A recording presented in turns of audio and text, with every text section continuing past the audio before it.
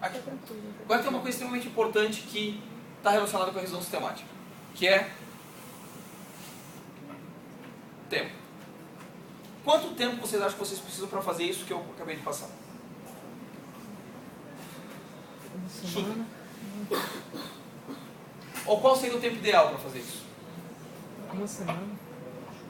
Uma semana. Isso vai depender do que você está buscando. Certo? Sim, então existem revisões sistemáticas que podem durar anos, como existem revisões sistemáticas que podem durar 2 horas. Isso vai depender do quê? Vai depender daquilo que eu quero buscar na minha revisão sistemática.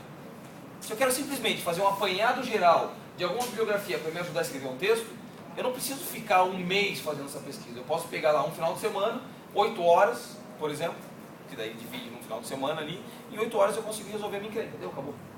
Porque é o tempo que eu tenho. Então, é claro que quanto menos tempo de pesquisa eu tenho, mais o quê? Mais rasa vai ficar a minha pesquisa, ou seja, mais superficial. Não que isso seja ruim, quer dizer que é uma pesquisa inicial.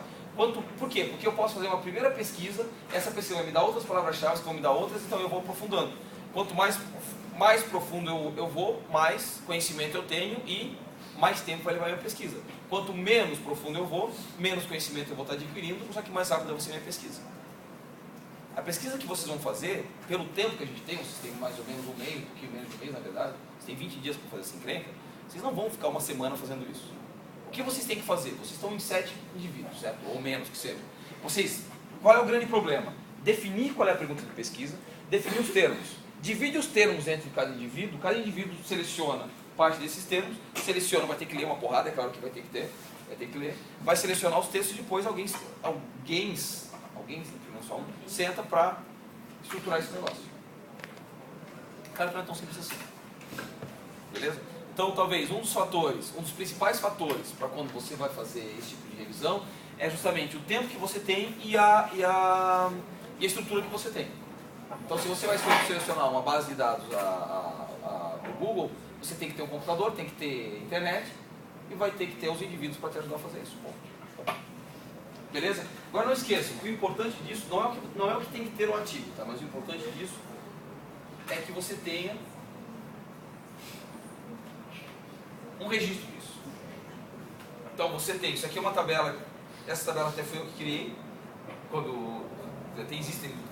existem várias tabelas, enfim, existem softwares que fazem isso, existe uma série de coisas, tá? Então isso aqui é uma tabela onde, na primeira parte, eu coloco lá o tema que eu quero pesquisar, as palavras-chave, as combinações de palavras, o tipo de documento pesquisado, então se é artigo, a base de dados que eu vou pesquisar, o início e o fim da pesquisa, isso é uma coisa importante. Quando que eu pesquisei aquilo?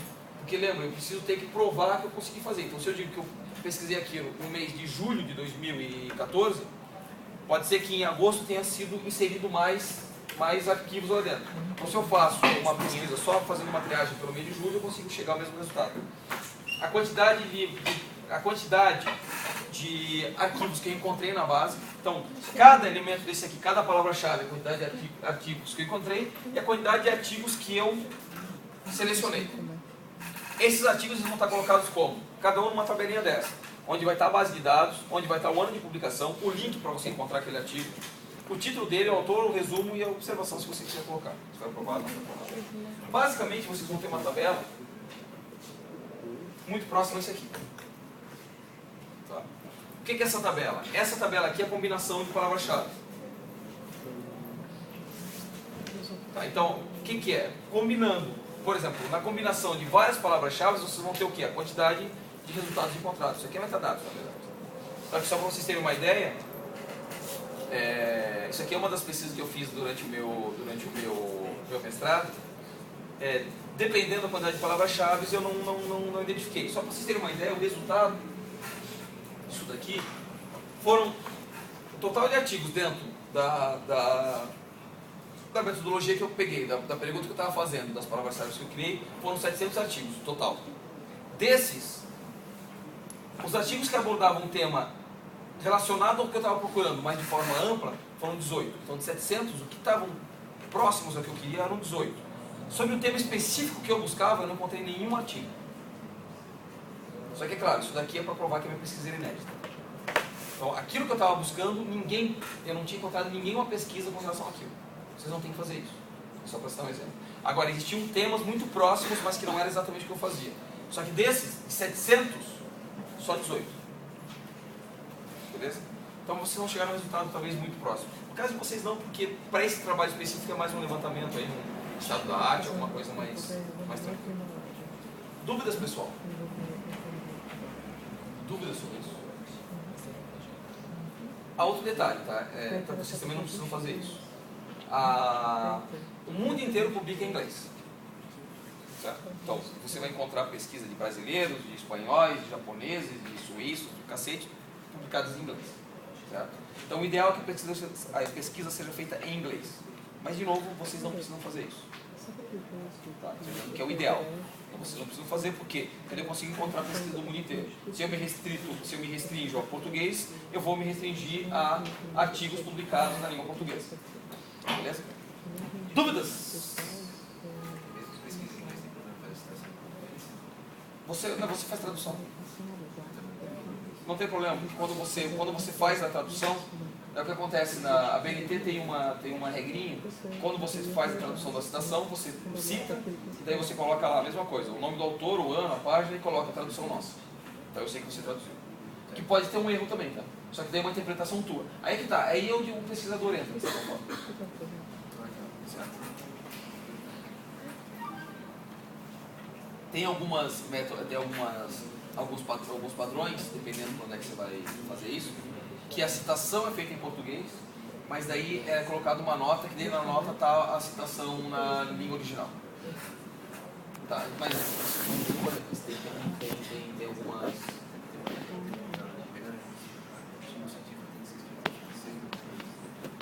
Não.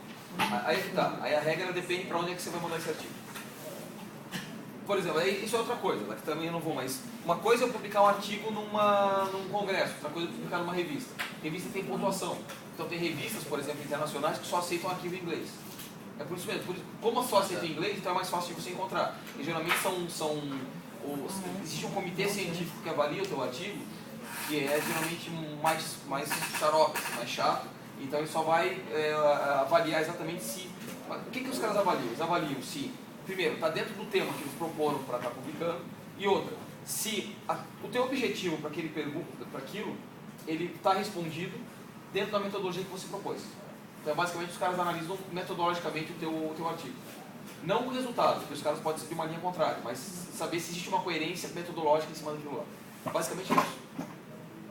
Aí sim, você consegue publicar. Aí, por exemplo, francês, só se for um jornal ou uma revista em francês. Dúvidas, pessoal? Ajudou ou piorou a cabeça de vocês? Tá, de novo, isso aqui é uma sugestão, tá? Vocês não precisam usar isso. Eu acho que fica mais fácil fazer isso. Pelo menos ele te dá um caminho. Sabe o que isso aqui evita? Ele vai dar mais trabalho braçal, vai. Só que ele evita aquela coisa de, e agora, o que eu faço? Onde é que eu acho? O que eu pesquiso? Como que eu pesquiso? Você fica perdido, você precisa encontrar material a respeito de embalagem, você vai achar isso onde? Aí evita de você simplesmente jogar lá no Google e pegar qualquer coisa, porque qualquer coisa é qualquer coisa. Evita de você pegar material que é um material que não é confiável, que isso é outro problema. Aí você escreveu lá, o TCC tem uma citação lá de um site que www.avabrinhas.com. Lá está afirmando que a embalagem é, sei lá, responsável pela venda de remédio, sei lá, qualquer dado lá. Onde é que é esse dado? Se não é confiável, vocês vão levar pau de qualquer jeito na banca. Ou em qualquer trabalho que vocês vão apresentar isso. Vocês não têm que fazer artigo científico, vocês têm que fazer um artigo científico para o Inter, não tem?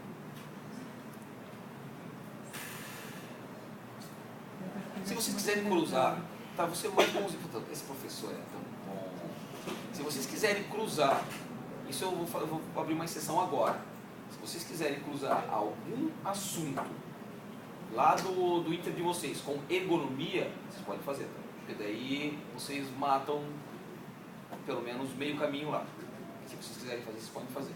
Aí eu abro uma exceção, a gente esquece a embalagem, vocês podem cruzar com ergonomia. Isso vai ajudar vocês lá no Inter, se quiserem, senão a gente continua com a embalagem.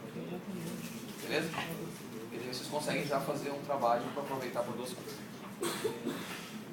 Beleza? Dúvidas? Não? Chato pra cacete? Pode fazer um intervalo? Estão animados? Pode fazer um intervalo? Não, então se vocês estão animados, estão animados? Não, meio doente. Sinceridade. Vocês são sem graça, vocês estão com frio? Tá bom, eu liguei o ar e eu vou lá. Então tá, vamos fazer um intervalo então, já que eu sei que foi meio maçante demais, depois do intervalo a gente